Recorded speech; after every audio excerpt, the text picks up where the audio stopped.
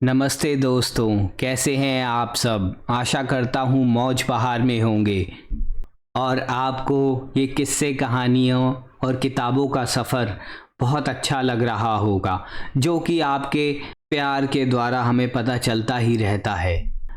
इससे पहले कि मैं आज की कहानी शुरू करूं, आप लोगों से एक प्रार्थना है कि कृपया मेरे चैनल को सब्सक्राइब ज़रूर कर दें। इसमें आपका तो कोई पैसा खर्च नहीं होता, लेकिन मेरी काफ़ी हेल्प हो जाएगी। और हाँ, इसे अपने दोस्तों और फैमिली के साथ शेयर करें ज़्यादा से ज़्यादा। धन्यवाद। तो आइए शुरू करते हैं आज की कहानी। शराफत का दूसरा नाम है मौत। बगुले ने चालाकी दिखाते हुए कहा, देखो, तुम लोग मेरा परिवार हो। मैं तुम्हें अपनी आंखों के सामने मरते नहीं देख सकता। अब मैं तुम्हें एक एक करके यहाँ से ले जाऊंगा और पास ही के बड़े तालाब में छोड़ दूंगा। सीधे साधे केकड़े उस बगुले की चाल में फंस गए, किंतु बगुले की यह धोखे से लिपटी सहानुभूति अधिक समय तक अपना रंग नहीं जमा सकी। केकड़े ने उसकी चालाकी पकड़ ली और बुढ़ापा बहुत बुरी चीज़ है। जवानी बीत जाती है तो बुढ़ापे का दुख कुछ अधिक ही महसूस होने लगता है।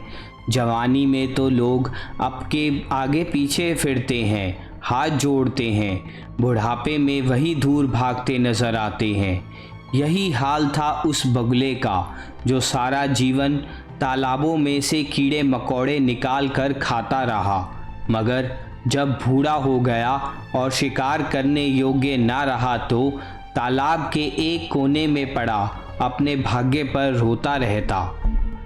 एक दिन एक केकड़े ने उस बूढ़े बगुले को रोते देखा तो उसके मन को बहुत दुख हुआ। उसने उसके पास जाकर पूछा, मामा जी, क्या बात है? आप अकेले पड़े पड़े क्यों रो रहे हैं? अरे भांजे, मेरे दुख को किसी ने समझा ही नहीं। बस एक तुम हो कि समझ रहे हो। अब मैं तुम्हें कैसे बताऊं कि मैं इस तालाब के अंदर रहने वाले साथियों का दुख नहीं देख सकता। कैसा दुख? केकड़े ने हैरान होकर पूछा। मेरे प्यारे भांजे, तुम यह तो जानते ही हो कि मैं एक टांग पर खड़े होकर भगवान की पूजा करता रहता हूँ। हाँ, जानता हूँ मामा, बल्कि रोज आपको देखता भी हूँ। बस भांजे, कल ही भगवान ने मुझे बताया कि कुछ दिनों में इस तालाब का पानी सूखने वाला है। तुम तो जानते ही हो कि हम पानी के जीव जंतु हैं। पानी के बिना तो हम एक पल भी जीवित नहीं रह सकते। अब तुम ही सोचो कि इस बुढ़ापे में जब मैं अपने साथियों को मरते देखूंगा तो मेरा क्या हाल होगा। यह कहते हुए बगुला और भी जोर जोर से रोने लगा। केकड़े ने जैसे ही बगुले के मुंह से यह बात सुनी तो उसके चेहरे का रंग भी उड़ गया। वह उसी समय पानी के अंदर अपने साथियों के पास गया और बोला, भाइयों, दोस्तों, कान खोल कर सुन लो। इस तालाब के किनारे बैठे बूढ़े बगले को भगवान ने दर्शन देकर कहा है कि कुछ ही दिनों में इस तालाब का पानी सूखने वाला है। यदि हम मौके पर ना संभले तो हम सब के सब बेमौत मारे जाएंगे। मौत का नाम सुनते ही सब जीव जंतु कांपने लगे। सब ने मिलकर उस बूढ़े बगुले के पास जाने का फैसला कर लिया ताकि मौत से बचने का कोई रास्ता निकाला जा सके। उन बेचारे सीधे साधे प्राणियों को क्या पता था कि बगुला तो बड़ा चालाक है। कछुए, केकड़े तथा मछलियाँ सब इकट्ठे होकर बगुले के पास आए और बूढ़े बगुले के आगे हाथ जोड़कर कहा, मामा जी, हमें बचने का कोई रास्ता बताओ। देखो मित्रों, तुम सब लोग मेरा परिवार हो। मैं अपने परिवार को बचाने के लिए अपनी जान तक कुर्बान कर दूंगा। बूढ़ा हो गया हूँ तो क्या हुआ, फिर भी इन बूढ़ी हड्डियों में इतनी जान है कि तुम लोगों को बचाने का काम तो कर ही सकती हैं। मामा जी, हम बचेंगे कैसे? एक युक्ति है। मैं तुम सबको बारी बारी से अपनी पीठ पर बैठाकर साथ वाले तालाब में छोड़ जाऊंगा। इस प्रकार तुम सबको सुरक्षित स्थान पर पहुंचाकर आखिरी घड़ी में पुण्य कमा लूंगा। वाह मामा वाह, मामा हो तो आप जैसा लोक सेवक। सब जीव जंतु उस बगुले की प्रशंसा करने लगे। उन्हें क्या पता था, इस बूढ़े बगुले ने अपने जीने का साधन ढूंढ लिया है। वह इतना सीधा भी नहीं था जो बुढ़ापे में उन्हें अपनी कमर पर लादे फिरता।